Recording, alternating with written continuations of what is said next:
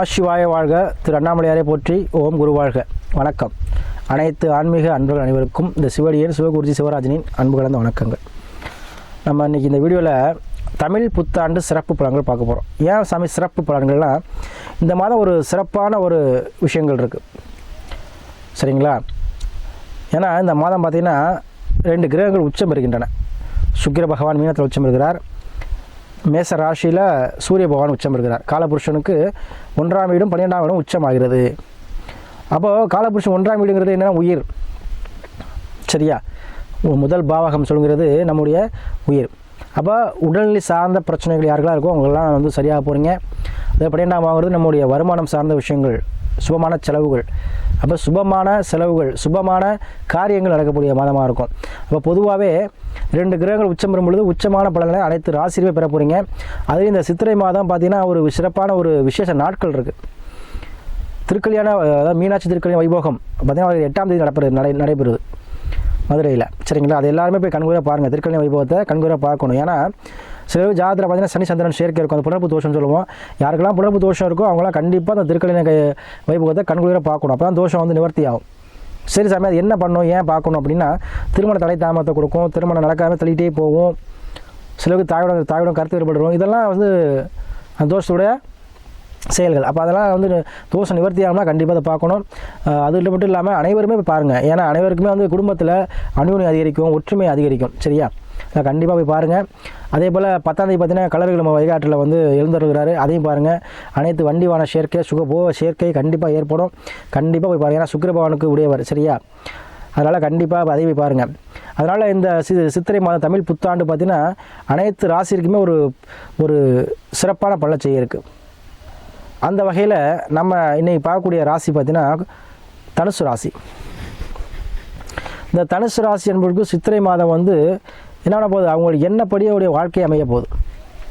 ஏன்னா இப்போ ஒரு குறிக்கோளை வாழக்கூடியவங்க, குறிக்கோள் மைண்ட் கூடியவங்க, இதை நேர்மையாக இருக்கக்கூடியவங்க, ஆன்மீக சிந்தனை அதிகம் கொண்டவங்க. இந்த மாதம் பார்த்திங்கன்னா உங்களுடைய ராசியுடைய குரு பகவான் உச்சம் பெற்ற சூரியனோட மேச ராசியில் இருக்கிறார், 5ஆம் பாவத்தில் இருக்கிறார். அதே 4ஆம் பாவத்தில் சுக்கிரன் உச்சம் பெற்று ராகுவோட சேர்க்கை பெற்றிருக்கிறார். 3ஆம் பாவத்தில் சனி செவ்வாய் சேர்க்கை இருக்குது. கன்னி ராசியில் பார்த்திங்கன்னா 10ஆம் பாவத்தில் கேது இருக்கார். 3ஆம் பாவத்தில் பார்த்திங்கன்னா சனியும் செவ்வாயும் இருக்காங்க. இப்போ 3ஆம் பாவங்கிறது முயற்சி ஸ்தானம், 3ஆம் பாவங்கிறது இளைய சகோதரம், 3ஆம் பாவங்கிறது நம்மளுடைய சின்ன சின்ன ஆசைகள், இடமாற்றங்கள், 3ஆம் பாவங்கிறது நம்முடைய ஹேபிட்ஸ், சரிங்களா? அதாவது தனித்திறமைகள். அப்போது இந்த மாதத்தில் உங்களுடைய தனித்திறமைகள் வெளிப்படும். சகோதர வழியில் ஆதரவுகள் கிடைக்கும். எடுக்கக்கூடிய முயற்சியில் வைராக்கியம், தன்னம்பிக்கை பிறக்கும். அதே போல் சனி இருக்கும்பொழுது எதுவும் விடாப்படியாக நீங்கள் செய்வீங்க. எதுலேயும் சோர்வு இல்லாமல் சுறுசுறுப்பாக இயங்க போகிறீங்க. வாழ்க்கையில் எல்லா விஷயம் சமாளிக்கலாங்கிற ஒரு திறமைகள், சமாளிக்கலாங்கிற ஒரு எண்ணங்கள் இந்த மாதம் பிறக்கையிலே பிறக்கும். ஏன்னா ஞாயிற்றுக்கிழமை ராகு சாரத்தில் திருவாதிரையில் பிறக்குது சித்திரை மாதம். அப்போ பிரம்மாண்டமான ஒரு வளர்ச்சி, எதையும் பிரம்மாண்டமாக்கும் ஒரு தன்மை, எடுக்கக்கூடிய முடிவுகள் அனைத்துமே பிரம்மாண்ட வளர்ச்சியை கொடுக்க போதுங்க. உங்களுக்கு இந்த மாதத்தில் அனைத்து விஷயத்துலையுமே பிரம்மாண்டத்தை சந்திக்க போகிறீங்க நீங்கள், சரியா? தனுசு ராசி அன்பர்கள் அனைவருக்குமே. அதே போல் உங்களுடைய 4ஆம் பாவத்தில் சுக்கிர பகவான் உச்சம் ராகுவோட.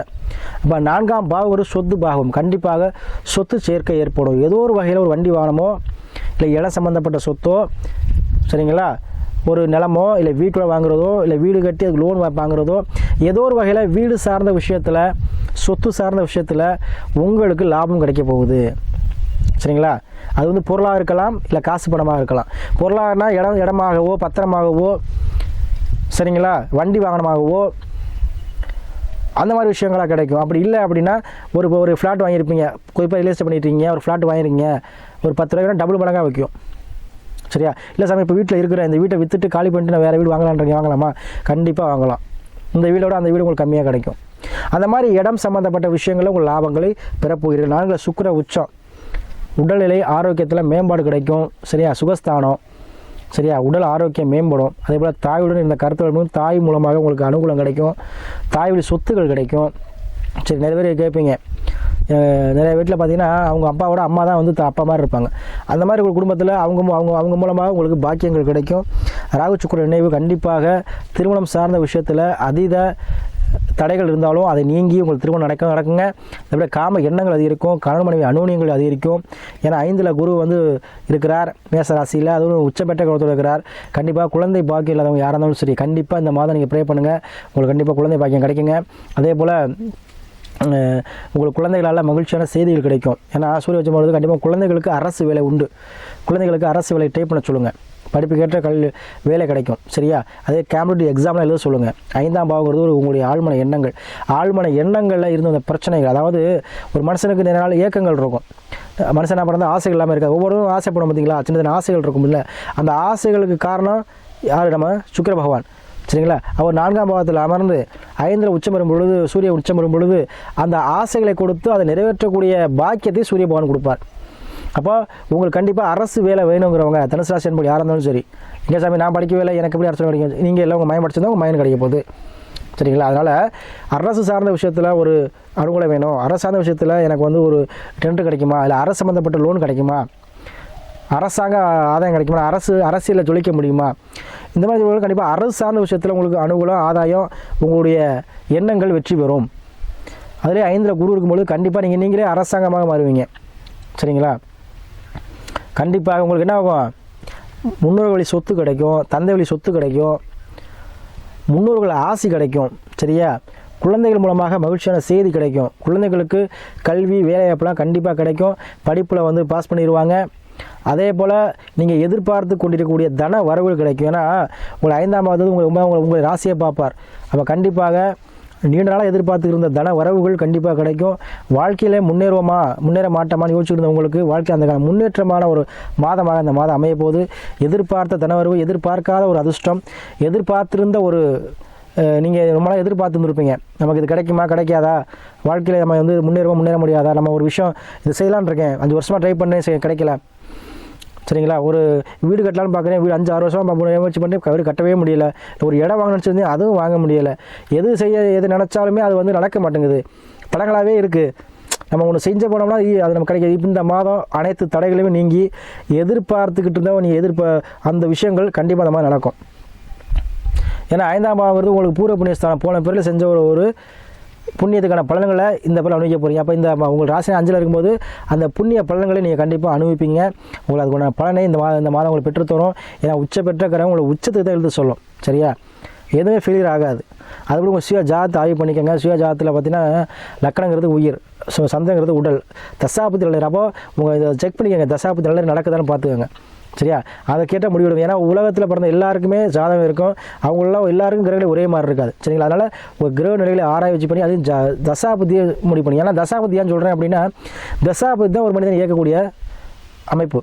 சரியா? விதி நமக்கு இருக்கும், நம்ம பிறந்துட்டோம், நம்ம என்ன கர்மா வாங்கிட்டு வந்துருக்கோமோ அதுக்குள்ளே இறக்க போகிறோம், அது முடிவில் தான் அந்த விதி. தசாபதிங்கிறது ஒருத்தர் இப்போ வேலை பார்த்துட்டு இருப்பார், ஒரு மிலிட்டரியில் இருப்பார், இல்லை வெளிநாட்டில் இருப்பார், திடீர்னு பார்த்தா இங்கே வந்து பூர்வத்தில் ஒரு வேலை தொடங்குவார், திடீர்னு அந்த வேலை பிடிக்கலன்ட்டு திடீர்னு வேறு வேலைக்கு போயிடுவாங்க. ஸோ அதுதான் தசாபுத்தி. அப்போ தசாபுத்தியை பார்த்துட்டு நம்ம செய்யணும் எதாக இருந்தாலும். ஆனால் உங்கள் சுய ஜாதத்தை ஆய்வு பண்ணி செய்யுங்க. அதே போல் நமக்கு நிறைய அன்பர்கள் தனுசு நிறைய பேர் உங்கள் ஜாதத்தை அனுப்பி நமக்கு ஆதரவு கொடுத்துட்டு வரீங்க. உங்கள் அனைவருக்கும் நன்றியை சொல்லி, இந்த சித்திரை மாதம் உங்களுக்கு எதிர்பார்த்த அளவு தனவரவும் பணவரவும் தன லாபமும் சேமிக்கக்கூடிய ஆற்றலும் கண்டிப்பாக கிடைக்குங்க. ஏன்னா சுக்கிரன் உச்சம் பெற்றுகிறார் அவங்களுக்கு நாளில். அப்போ சொத்து பத்து சேர்க்கை ஏற்படும். அதாவது கண்டிப்பாக வரக்கூடிய பணத்தை சேமிக்கக்கூடிய ஆற்றலை இந்த மாதம் பெற்றுத்தரும். குழந்தை பாக்கி இல்லாதவங்களுக்கும் சரி, அதே போல் திருமணம் சார்ந்த சில பிரச்சனை உள்ளவங்களுக்கும் சரி, அதே போல் உத்தியோகம் சார்ந்த பிரச்சனை உள்ளவங்களுக்கும் சரி, எல்லா விஷயமுமே. ஏன் உங்களுக்கு எல்லாம் சொன்னால், ஏன்னா இந்த உங்களுக்கு தான் வந்து 2 கிரகங்களும் சுகமான இடத்துல 4+5 கேந்திரம் ப்ளஸ் திரிகோணம். அப்போ கேந்திரஸ்தானமும் திரிகோணஸ்தானத்துலேயும் ஒரு 2 உச்சமற்ற கிரகங்கள் இருக்கும்போது கேந்திரங்கிறது தூணு.